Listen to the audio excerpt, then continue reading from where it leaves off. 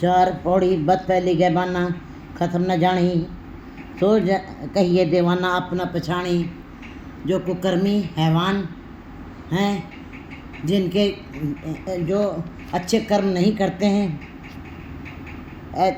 और जो ऐसे जीव जो हैं ख़त्म न जानी, ऐसे जीव कभी परमात्मा पति को नहीं जानते हैं और ना ही उनको उनकी समझ होती है कि ख़त्म के साथ जुड़ना क्या है।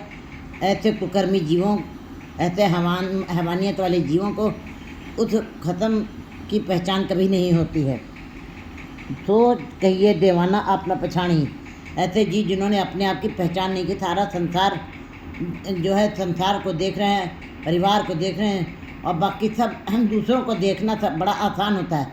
अपने आप के अंदर झांकना, अपने आप की समझ रखना, अपने आप की पहचान बनाना, अपने आप को पहचानना बड़ा ही मुश्किल होता है। जो कुकर्मी हैं जो हैवानियत से भरे हुए हैं, जिनको परमात्मा की समझ नहीं है, ख़त्म परमात्मा पति की समझ नहीं है, तो कहिए देवाना। ऐसे लोग जो हैं पागल होते हैं, अज्ञानी होते हैं और दीवाने होते हैं। उनको आप न पहचानें, क्योंकि उनको अपने आप की पहचान नहीं है, उन्होंने अपने को पहचाना नहीं है। ऐसे जीवों को मूर्ख जीव कहा गया है, पागल जीव कहा गया है। कलह बुरी संसार मध्य खपिए, ये संसार में कलह ही सबसे ज़्यादा फैली हुई है। कलयुग का मतलब कलह का युग, अशांति का। और ये नहीं कि केवल संसार में है, ये नहीं कि केवल परिवार में, हर जीव के हृदय के अंदर भी अशांति पड़ी हुई है। इतने सुख साधन, इतना सब कुछ होते हुए, कोठी कार बंगलों के मालिक, अच्छे बच्चे, सब परिवार होते हुए भी जीव जो है अंदर से अशांत है, टेंशन है, डिप्रेशन में है। कलह बुरी संसार, क्योंकि संसार में कलह बहुत ही बुरी होती है। बातें खपिया, ऐसे जीव फिर वाद विवाद में ही, तर्क कुतर्क में ही फंसे रह जाते हैं। उनको ईश्वर के नाम की समझ तक नहीं आती है, वो संसार की कलह में ही फंसे रह जाते हैं, बुरे कर्मों में ही फंसे रह जाते हैं और अशांति का जीवन जीते हैं, दुखों से भरा जीवन जीते हैं। बिन नामे बेकार भर में पची है, और बिना नाम के ये जीव जो है भ्रमों में पड़ा हुआ है। बिन नामे बेकार भर में पची, बिना नाम के ये जीव बेकार में भ्रमों में पड़ा हुआ जल रहा है। जैसे अग्नि में कोई जलता है, वैसे विकारों की अग्नि में ये संसार पड़ा हुआ, और आँखों के आगे माया का पर्दा, मोह का पर्दा, लोभ का पर्दा, वासनाओं का पर्दा पड़ा हुआ है, और उसी के अंदर जल रहा है ये जीव। उसको समझ नहीं है। जब जीव इसके ऊपर से ऊपर उठता है, तब उसको समझ में आती है, अपने आप की पहचान होती है, अपने ख़त्म परपति को पहचान करता है।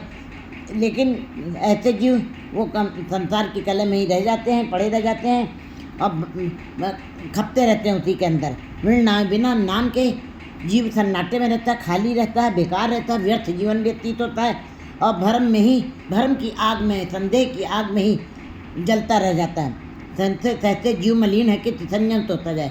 इस संशय ने ही जीवों को मैला करके रख दिया। राह दोवे एक जाने सोई सिजती। जब गुरु जी संसार में आए हैं, गुरु रामदेव जी, उस समय हिंदू और मुसलमान दो ही प्रजातियाँ थी। उन्होंने दोनों को समझाने की कोशिश की है कि जब अगर जो हिंदू मुसलमान दोनों समझ जाएंगे और अपने अपने एकता में एकता को देखेंगे, ऊपर उठ जाएंगे, संसारिकता से ऊपर उठ जाएंगे, ईर्ष्या द्वेष विचारों से ऊपर उठ करके एक हो करके जब चलेंगे, कोई ना को हिंदू ना मुसलमान, अल्लाह राम के पिंड प्राण, जब वो अपने को इस बात को समझेंगे कि हम ना हिंदू हैं ना मुसलमान हैं, हम तो अल्लाह राम के दिए हुए, ये हमारा शरीर है, पिंड है, प्राण उसके दिए हुए, इस बात की समझ जिनको आ जाएगी, कहते राह दोवे एक जाने सोई से जीती। जो दोनों ये हिंदू मुसलमान जो दोनों इन रास्ते अलग अलग पे चल रहे हैं, अगर जो एक ही रास्ते पे एक ही बात मानने लगे, एक पिता एक कस के हम बारीक तू मेरा गुराई, कि वो पिता एक ही है, वही है सबकी पालना करने वाला, वही सबको संभालने वाला है, इस बात की जब समझ में आ जाएगी तो किसी प्रकार की भिन्नता नहीं रह जाएगी विचारों की, और अशांति नहीं रह जाएगी, झगड़े नहीं रह जाएंगे। फिर ऐसे जीवों को ही उस बात की समझ आएगी, उनको असली बात की असलियत समझ आएगी। कुफर गो कुफराने पया दज्जती, और कहते कि जो झूठ बोलते हैं वो झूठ में पड़े हुए जीव जो हरदम कूड़ में रहते हैं और कूड़े में ही समा जाते हैं, झूठ में पले हुए जीव मैला ब्रह्मा, मैला इंद्र, रवि मैला मैला है, चंद्र, ये सारा संसार ही मैला है। गुरु जी ने केवल एक परिवार को मैला नहीं कहा, केवल मोहल्ले को मैला नहीं कहा, केवल एक जिले को मैला नहीं कहा है, पूरा संसारी जग मैला हो जाए। ये संसारी मैला है, ये संसारी झूठ है, कूड़ा है। और कूड़े में ही कुफरान, जो कूड़ में पड़े हुए जीव, जो झूठ में पड़े हुए जीव, कुफराने पया दजती, वो नरक की आग में ही पड़े हुए जलते रह जाएंगे, जलेंगे।